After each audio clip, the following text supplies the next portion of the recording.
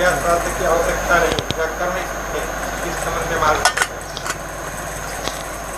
महात्मा ज्ञान के दृष्टि से ब्रह्म कपाल है बद्रीनाथ में, गया में भी श्राद्ध, गया में श्राद्ध करें तो बद्रीनाथ में ब्रह्म कपाल में सब श्राद्ध करें तो फिर भी श्राद्ध नहीं छोड़ना चाहिए।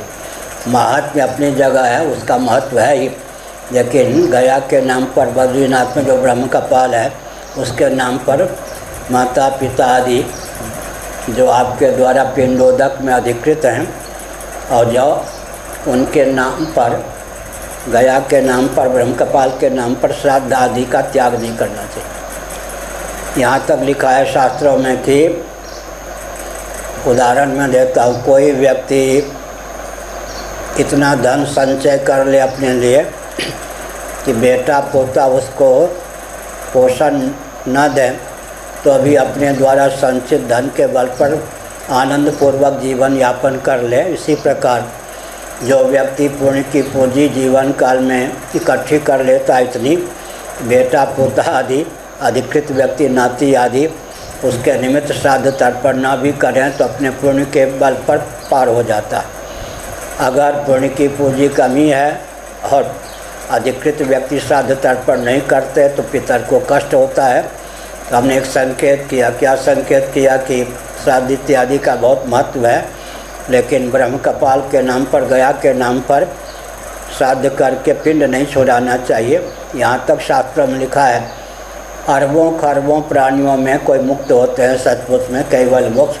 कल्पना कीजिए किसी के पूर्वज कैवल्य मोक्ष प्राप्त कर चुके, फिर भी अधिकृत व्यक्ति उनके नाम पिंडोदक क्रिया का संपादन करता है। तो जैसे किसी के नाम आपने एमओ भेजा, वो नहीं है, एमओ आपके पास आ जाएगा।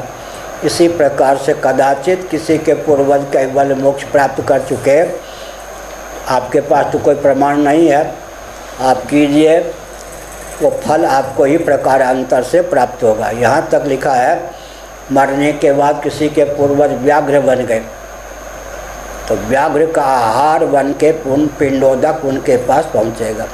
जिस योनि में देव योनि से लेकर निम्न कोटि के योनि में पूर्वज चले गए, उनके निमित्त जो पिंडोदक क्रिया का संपादन होता है उस योनि में उनका आहार बन के उनको प्राप्त होता है। यह नियम। तृप्ति, भोजन का अंतिम फल है तृप्ति।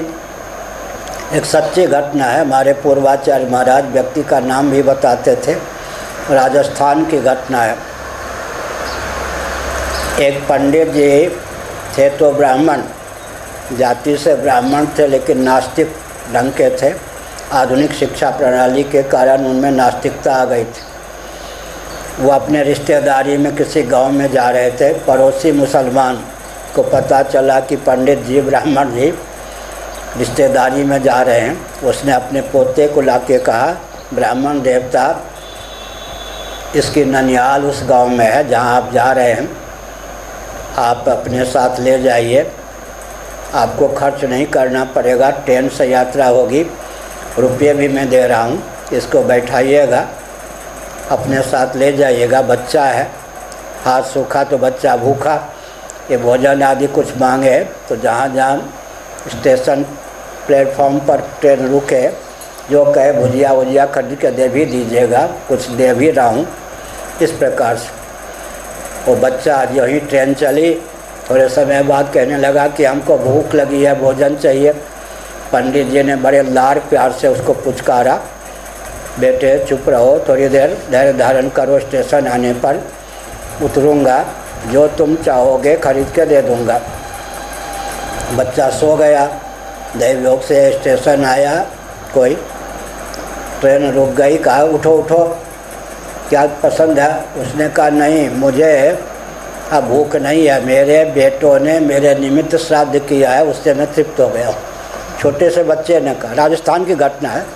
हमारे पूर्वाचार्य सोनामधन निरंजन देव जी महाराज उस व्यक्ति का नाम भी बताते थे, और पंडित ब्राह्मण जो नास्तिक थे उनका भी नाम बताते। बड़ा आश्चर्य हुआ, नास्तिक श्रवण ब्राह्मण को यात्रा छोड़ दी। अच्छा, तू इस गांव का था, तेरे बेटों ने तुम्हारे निमित्त श्राद्ध किया है, चल। वो आगे आगे बढ़ता गया। उसका जो पुराना घर था पूर्व जन्म का, वो दरवाजे के बाहर कुल्लर पत्थर ये सब भोजन करने के बाद जो सामग्री होती, देखो मेरे निमित्त मेरे बेटों ने श्राद्ध किया। उस घर में पहुँचे, अतिथि समझकर सम्मान किया गया। कहा कि देखो आश्चर्य की बात है, ये जो लड़का है इस प्रकार बोलता है। उसने कहा ये मेरी पत्नी है छोटे से बच्चे ने जो विधवा हो गई थी, ये मेरी पत्नी है, ये मेरा बेटा है, ये सब बताया। सबको आश्चर्य हुआ। तब एक बेटे ने परीक्षा ली कि सचमुच में मेरे पूर्वजन, यानी आप पूर्वजन की दृष्टि से मैं आपका बेटा हूँ।